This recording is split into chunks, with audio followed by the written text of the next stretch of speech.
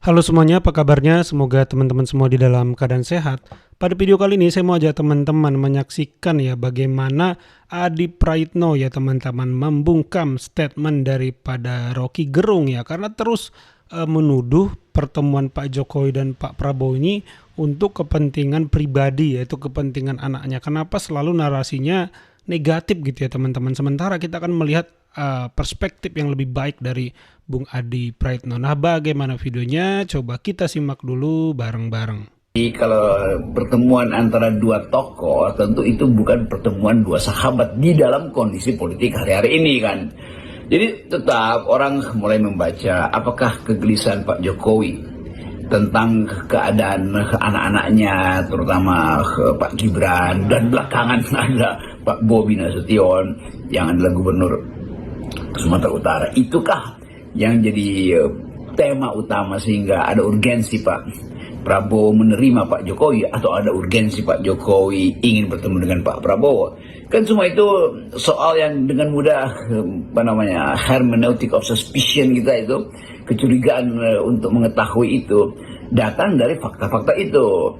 Ya saya kira banyak hal, tapi kalau saya sih melihat rata-rata secara umum kalau Pak Prabowo dengan Pak Jokowi ini bertemu, ini kan sebenarnya pertemuan dua sahabat lama yang saya kira memang sudah melakukan kerjasama politik di pemilu di 2024. Jadi mau bertemu setiap hari, setiap saat, mestinya bukan menjadi gosip politik yang misalnya mendapatkan respon dari berbagai kalangan.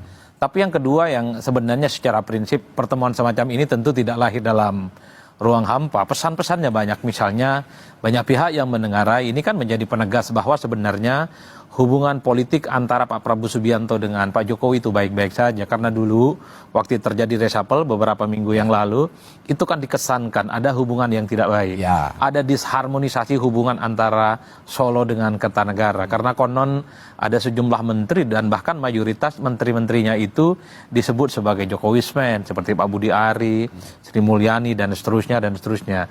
Publik menangkap ada gonjang-ganjing, ada sesuatu yang terputus dalam komunikasi ini. Tapi pertemuan kemarin tanggal 4 ya, bulan Oktober, hari Sabtu, ini kan mempertebal bahwa sebenarnya kedua tokoh ini melampaui hubungan-hubungan yang disebut dengan gonjang-ganjing terkait dengan reshuffle kabinet yang kemarin ya. Nah yang ketiga, tentu publik juga menerka, ini pasti ada sesuatu yang dibicarakan secara spesifik dan pembicaraannya itu tentu tidak bisa lewat telepon, ya, tidak bisa lewat Zoom, dan tentu saja banyak sekali off the record-nya yang tidak diketahui oleh publik. Nah, soal apa materi pembicaraannya, tadi Pak Pras mengatakan ya ada sesuatu tentang kebangsaan. Kalau istana saja sudah tidak membocorkan apa yang diomongkan, apalagi orang luar tadi.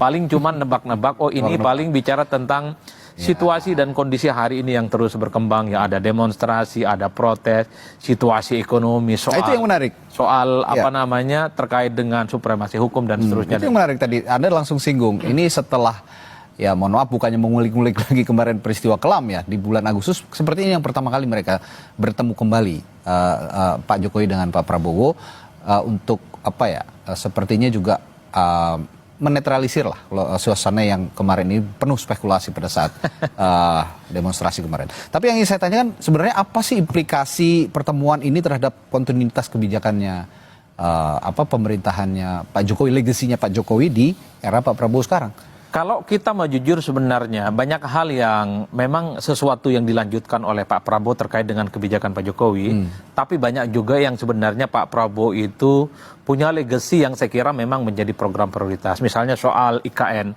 betul dilanjutkan tapi kan tidak terlampau menjadi prioritas, dan bahkan baru tahun 2028 kalau tidak salah IKN itu baru menjadi kota politik. Ya. Kalau Pak Jokowi yang masih jadi presiden, rasa-rasanya nggak lama setelah 2024 mungkin IKN itu akan segera menjadi ibu kota. Jadi ada sesuatu yang terus dilanjutkan tapi tidak terlampau gaspol seperti pemerintahan sebelumnya. Ya. Begitupun misalnya kalau kita melihat style politik dari Pak Jokowi memang cukup agresif dalam konteks membangun infrastruktur. Kita lihat selama Pak Prabowo, bulan ini adalah bulan 1 tahun persis bagaimana Pak Prabowo itu dilantik, kita melihat pembangunan infrastruktur tidak terlampau kelihatan signifikan, Radi. Meski misalnya di bulan ini sudah mulai akan dibangun infrastruktur pertama oleh Pak Prabowo, dan Pak Prabowo itu justru lebih banyak misalnya membuat kebijakan-kebijakan yang down to earth seperti program makan bergizi gratis, terkait dengan koperasi desa merah putih, terkait dengan ketahanan pangan dan seterusnya, sesuatu yang tidak terlampau kelihatan tampak di mata seperti infrastruktur, tapi kemanfaatannya itu difungsikan bagaimana ekosistem masyarakat yang di bawah itu mulai berdenyut karena ada keinginan membangun Indonesia tapi melupakan desa, melupakan daerah, itu sesuatu yang mustahil. Ya. Karenanya program-program Pak Prabowo itu adalah membangun Indonesia dari daerah, membangun program dari desa dengan ekosistem ekonomi dan kehidupan dimunculkan.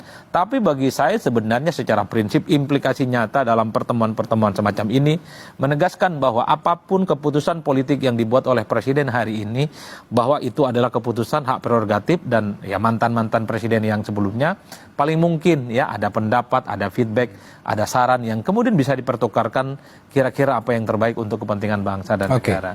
Rekor muri ya, atau rekor dunia lah bahwa inilah kali pertama presiden dan mantan presiden itu akrab saling berkomunikasi. Kejadian sebelumnya itu kan ada demo 28 Agustus, nama Pak Jokowi dibawa-bawa juga tuh. Terus kemudian ada reshuffle kabinet, nama Pak Jokowi lagi-lagi dibawa. Bahkan ada pejabat-pejabat yang diberhentikan oleh Pak Prabowo itu soan ke Pak Jokowi kan. Kemudian Pak Jokowi juga mengatakan meminta relawannya untuk mendukung Prabowo Gibran 2 periode. Itu kejadian lainnya. Kejadian selanjutnya apa lagi? Abu Bakar Basir ke rumahnya Pak Jokowi. Yang terakhir meningkat eskalasi isu ijazah Gibran. Gitu kan. Jadi kejadian-kejadian itu yang kemudian akhirnya diduga-duga oleh masyarakat penyebab kenapa Pak Jokowi mengharuskan dirinya ketemu dengan Pak Prabowo. Ya. Setelah itu kan disampaikan oleh media ada 2 menteri yang dipanggil kan, Pak Syafri Samsudin, Menteri Pertahanan dan Menteri Pendidikan Tinggi Brian. Saya tadi sebut juga tentang ijazah kan, apakah ini terkait dengan ijazah? Makanya kemudian Menteri Pendidikan juga dipanggil. Kemudian apakah ini terkait dengan Abu Bakar Basir? Makanya kemudian Syafri Samsudin dipanggil. Tapi kalau tentang pertemuan 2 orang ini, memang ya kalau dibilang bestie ya silakan aja bestie gitu. Ya luar biasa langkah politik Pak Jokowi, sekali gerak isu pemakzulan Gibran langsung hilang ya teman-teman. Isu geng Solo langsung hilang ya.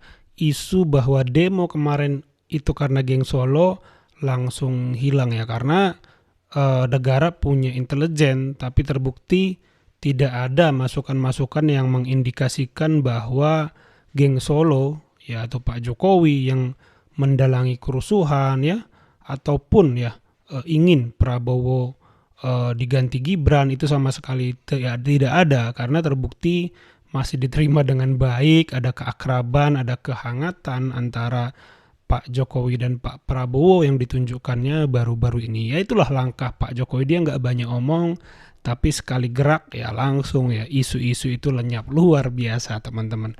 Kalau menurut teman-teman bagaimana? Coba tambahkan di kolom komentar. Itu saja video kali ini, terima kasih yang sudah menyimak sampai selesai. Sampai jumpa di video saya selanjutnya.